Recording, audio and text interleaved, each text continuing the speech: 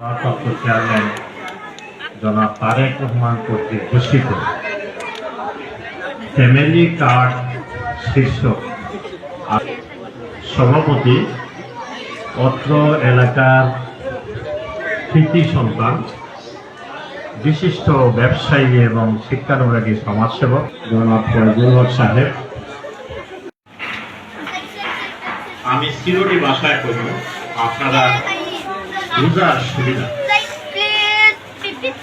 আজকে এই যে প্রচন্ড গরম মাঝে দুপুরি ধন্যবাদ আমার পক্ষ থেকে এবং বাংলাদেশ জাতীয়তাবাদী দল বিএনপির পক্ষ থেকে এবং জনাব তারেক রহমানের পক্ষ থেকে অসংখ্য ধন্যবাদ এবং কৃতজ্ঞতা জানাই। আপনারা তারেক রহমান সাহেব আপনারা মত